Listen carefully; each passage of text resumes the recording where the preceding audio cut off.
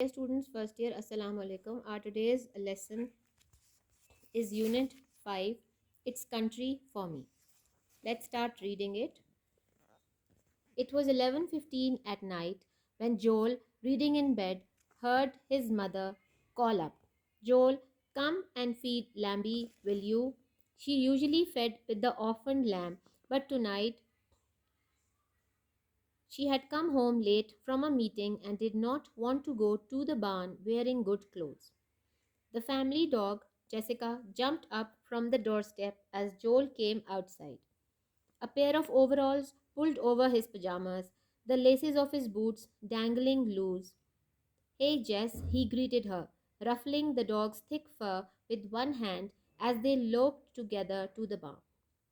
In his other hand, he carried Lambie's meal, milk replacement in a soda pop bottle capped by a black nipple. The March air was cold, and the yard light caught the mist of Joel and Jessica's breaths. A dim crescent moon hung low over the east hayfield, otherwise, the night was black. Here, Lambie, called Joel, opening the door to the barn where the sheep are kept in the winter.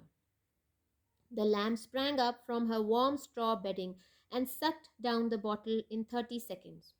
Her mother had died giving birth to her a week ago, or a week before. This may have been Joel's 33,000 33,000th trip to the barn since he goes in and out of barns at least 10 times a day. Joel knows these farm buildings better than he knows his own bedroom. He surely spends more waking hours in them. He knows how to care for the animals. They shelter as well as he animals they shelter as well as he knows how to care for himself. Farming is Joel's world. Joel Holland has lived on this 245-acre farm since he was born, 13 years ago. It is the farm of his ancestors. He lives in the house that his great grandfather built. The land he helps his father and brothers is the land that his great great grandfather, James Holland, bought in 1860. James was an Irish immigrant. He drove a team of horses to plow the land and make it ready for corn. Now, 5 generations later, Joel plows the same land atop a tractor that has the power of 120 horses. The rich, black soil has been pampered by the Hollands for over 120 years. Farming is Joel's heritage. The Holland farm is near Scales Mound, a tiny town of 400 people snuggled in the northwestern corner of Illinois. The land there is hilly, rolling in great waves. In fact, just a few miles away is the highest point in the state. Joel attends public school in Scales Mound in a split level brick building with 235 other grade school and high school pupils. About half the students are farmers. This year, Joel will graduate from 8th grade and begin ninth, but his class will not get larger, except for 3 foster children who came and left. Joel has been with the same 19 kids since first grade. I know every kid in practically the whole school, he says. Some of those guys in schools on TV don't even know the people in their own class. Joel is a good student, though reluctant to discuss it. Yeah, I guess I pull mostly A's and some B's. In national testing, Joel scored an overall 99%, meaning that only 1% of students scored higher. His studies are typical of any 8th graders in the United States. We are doing percents in maths. English, forget it. In history, we're up to FDR. In science, we do experiments like taking this chemical HCl and blowing up pieces of chalk. But when the school bus stops Joel off, when the school bus drops Joel off and he runs up the quarter-mile lane to his farmhouse, slips out of his sneakers and pulls on his boots, then his life is no longer typical of an average teenager. His footgear is the clue. Joel wears boots every day, no matter what the season. That's because he does chores every night after school and for several hours on weekends. The chores are boot work, hard, heavy, and sometimes dirty. The daily chores that Joel does help run the farm and help support the family. Joel is a teenager, but he does the work of an adult. Unlike most families, where the parents alone make the money, farm families work together. Each child's labor is not only important to the family's well being, it is essential. The Hollands operate a self sufficient farm, typical of many in the Corn Belt. They raise livestock, cattle, and a few sheep. In each herd, they keep some females to replenish the stock. The rest of the animals are sold for slaughter and land on America's tables as beef and lamb. The Hollands grow virtually all the food that their animals need: corn, oats, and hay. They sell the surplus, though most of their money comes from selling the animals themselves. To run a farm like this, farmers have to have many skills. They have to be machine operators, driving immense and powerful vehicles. They have to be mechanics, repairing them, husbandmen raising livestock, veterinarians tending them when sick, agriculturists growing food on a large scale, and business people managing, like Joe's father, a farm operation worth nearly $1 million.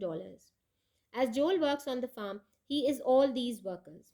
Yet he is a boy still. Like an apprentice, continues to learn new skills. Joel takes his learning seriously because his goal is to become a farmer. He is extremely alert and watchful, like a cat. Even when not actively involved in a chore, Joel can readily answer any question about what is going on. He listens as his dad counsels a seed customer in the kitchen, and his brother Terry consults a vet about recent deaths in his hog herd. As his older brothers discuss soil planning while they mend a fence, knowledge seems to be constantly seeping, sometimes flowing into Joel's mind. Joel is the youngest of Ed and Betty Holland's 6 children. Only he and his brother, Marty, 16, still live at home. Two other brothers, Bill and Terry, come home each day to eat meals with the family. Bill and Terry rent neighboring farms. Each has his own livestock herd, but they farm their land collectively with their father. Two children, Kevin and Kathy, do not live at home. This year, Kevin, 22, will graduate from college in Chicago. He will be the fourth college graduate among the Holland children. We insist they all go to college and get a taste of what it's like off the farm, says Betty. Then, if they want to come back to farming, that's fine. Kathy, 24, is the oldest child and the only daughter. She is now a Roman Catholic nun doing graduate study in Dubuque, Iowa, but like her brothers, she grew up farming and she still misses it. Kathy called dismay during her final exams and said, "I'd give anything to be plowing instead." As the youngest, Joel has at times had more farming teachers than he's wanted. One night, he sat at the kitchen table listening to his dad and brothers talk about the rewards of farming. "It's good, independent life," said Bill. "You're your own boss." "I wouldn't know," said Joel, grinning. "I've got bosses." "Who?" asked his dad. Joel pointed to each one around the table. They all laughed.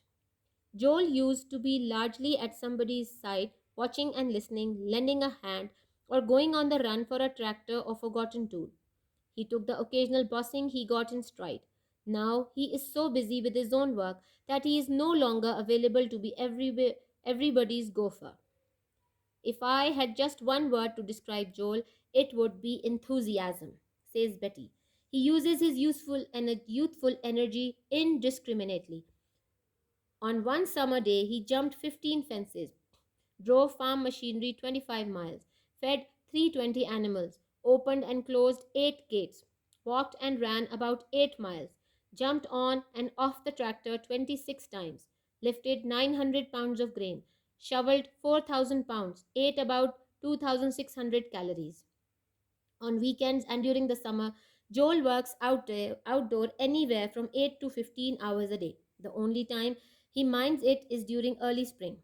Then the snow melts and rain often pours down daily, turning the farmyard into a swamp. Mud sucks at his boots, making walking itself a tedious chore. More than the bother though, Joel hates the ugliness. When it rains, everything seems so awful. Regardless of how much energy his work consumes, Joel has plenty left over for sports. He hunts deer and traps wildlife in the fall and snowmobiles in the winter. Spring brings softball and basketball games, and summer provides weather for water skiing and fishing. Nearly all his favorite sports are played outdoors. If he had to live in the city for a year, Joel says he would mostly miss the land. I'd miss seeing things grow, the change of seasons. In fact, if Joel could choose any place in the world to live, he guesses he'd live right here. I'd have to be country. After living out here, I don't think I'd ever want to be in the city. You just don't have the freedom or the responsibilities. I'm not saying a city kid doesn't have responsibilities, but you don't work as family the way you do on a farm. I just have to be it would just have to be country for me. About the author, Patricia Demuth and her husband grew up in small towns in Iowa where they had friends who were part of a family farm team. When they decided to write a book about rural America, they found a farm in Wisconsin to serve as a setting for their story. They took their young sons with them and lived in Wisconsin, where she wrote the book, Joel, Growing Up a Farm Man, which was awarded Best Children Book of 1892 by the Society of Midland Authors. Now, the words and meanings. A nun, noun, a female member of a religious order in a Christian church. Ancestors, noun, forefathers, grandparents. Apprentice, noun, someone who works with a skilled or qualified person to learn a trade or profession, a beginner or novice.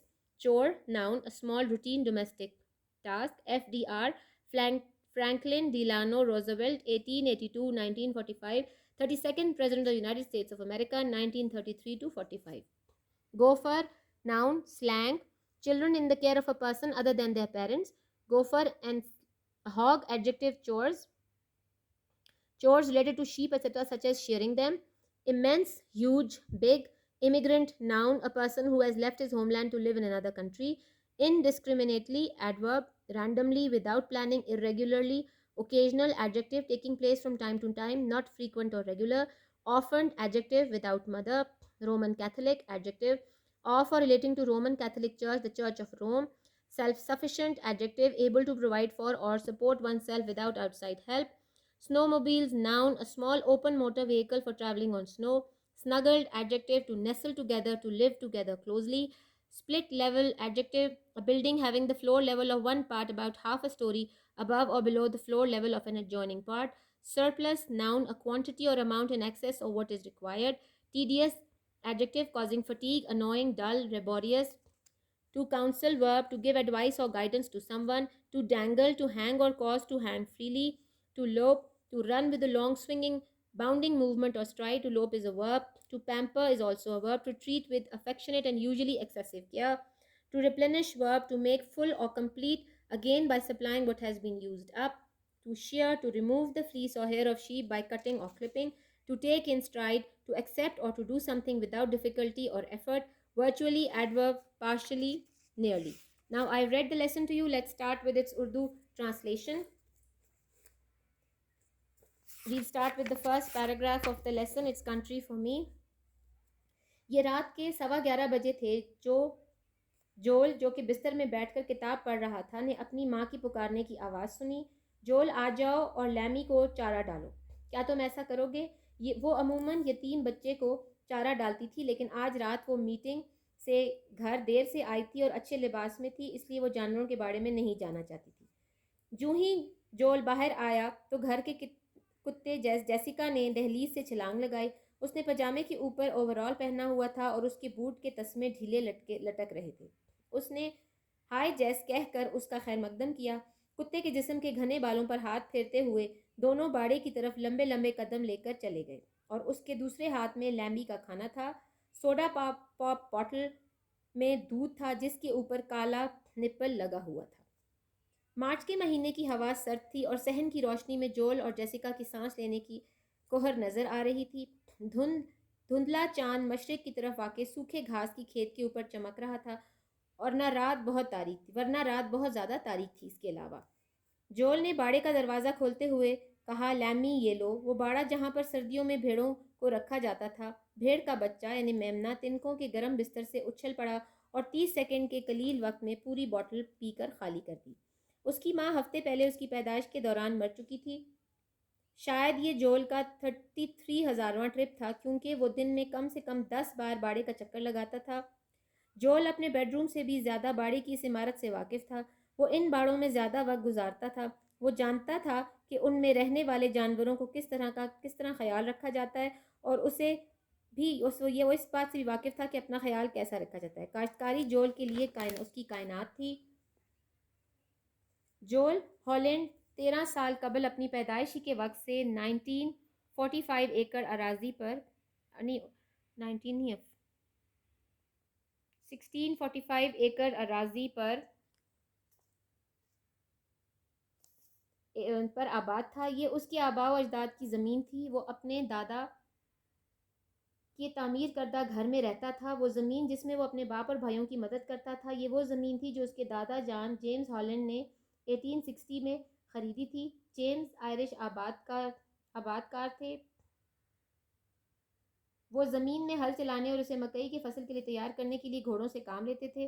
اب 5 پیڑھیوں بعد جول اس زمین میں tractor کے ذریعے ہل چلاتا اور 120 گھوڑوں کی طاقت رکھتا تھا۔ ہالینڈ کا خاندان 120 سالوں سے اس زرخیز زمین کی نگہداشت کر رہا تھا۔ اس زمین میں کھیتی باڑی کرنا جول کی وراثت ہے۔ ہالینڈز کی زمین میں سکیلز ماؤنٹ کے قریب واقع، جو کہ 1400 افراد پر مشتمل ایک چھوٹا سا قصبہ ہے، جو کہ ایلینوائس کے شمال مغربی اطراف میں باہم اکٹھے رہتے ہیں۔ یہاں کی زمین پہاڑی ہے، جو کہ پہاڑی سلسلوں پر مشتمل ہے۔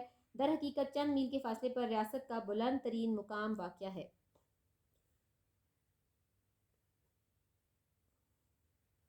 جول سکیلز ماؤنٹ کے ایک پبلک اسکول میں پڑھتا ہے، مختلف حصوں پر مشتمل الگ الگ عمارات میں، جن میں سے کل 235 مختلف درجوں اور ہائی اسکول کے شاگرد پڑھتے ہیں۔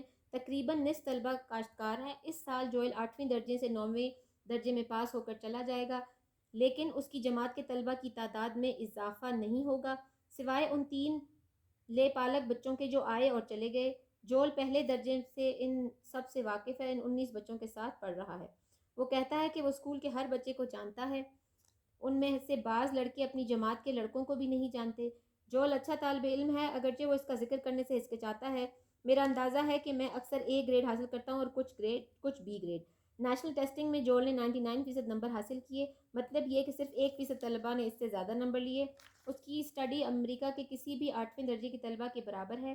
ہم ریاضی میں فصیح کر رہے ہیں، انگریزی کو تو بھول جاؤ۔ تاریخ میں بھی ہم نے FDR، فرینکلن روزویلٹ تک پہنچے ہیں۔ سائنس میں ہم تجربات کر رہے ہیں، مثلا HCl لے کر اسے اچانک چاک کے ٹکڑوں پر ڈالتے ہیں۔ لیکن جب اسکول کی بس جول کو اتارتی ہے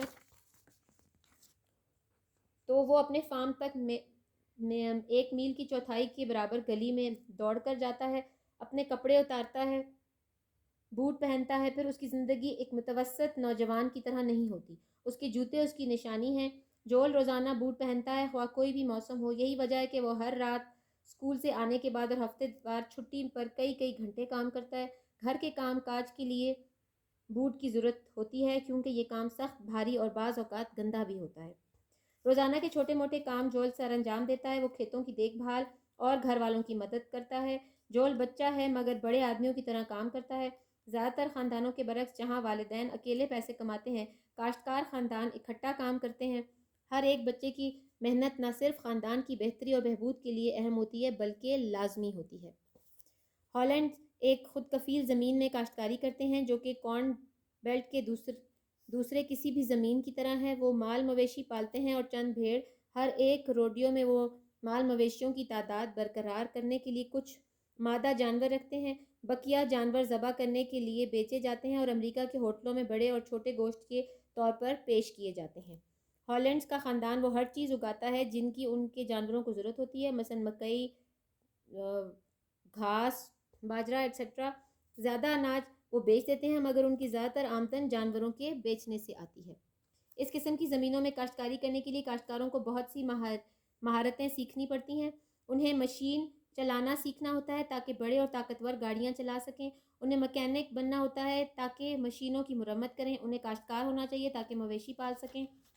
انہیں سلوتری بننا پڑتا ہے تاکہ جو ویٹنری ڈاکٹر ہے، تاکہ بیماری کی صورت میں جانوروں کا علاج کر سکیں۔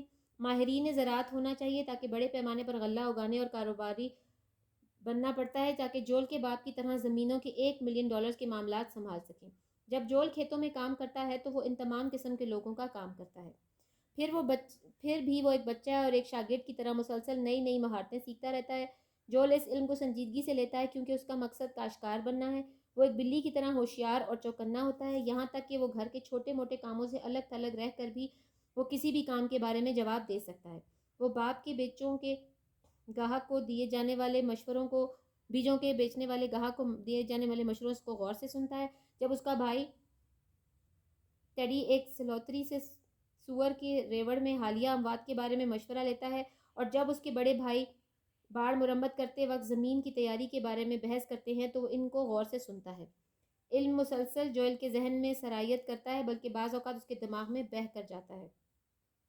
جول ایڈ اور بیٹی ہالینڈ کے 6 بچوں میں سے سب سے چھوٹا ہے۔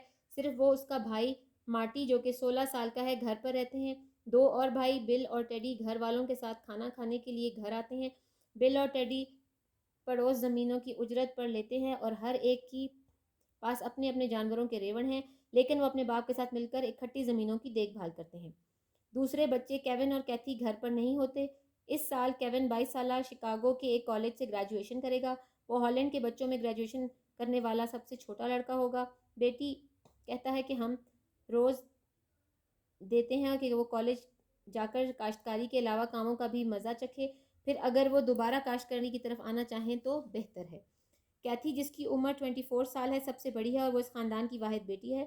اب وہ رومن کیتھولک راہبہ ہے جو کہ ڈوبک ایو میں گریجویشن کی اسٹڈی کر رہی ہے، لیکن اپنے بھائیوں کی طرح وہ کاشتکاری کرتی ہوئی بڑی ہوئی ہے اور اسے اب بھی وہ کاشتکاری یاد آتی ہے۔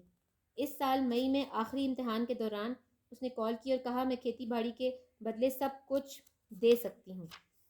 سب سے چھوٹا ہونے کے ناطے جول کو اکثر ضرورت سے زیادہ کاشتکاری سیکھنے والوں سے واسطہ پڑتا ہے۔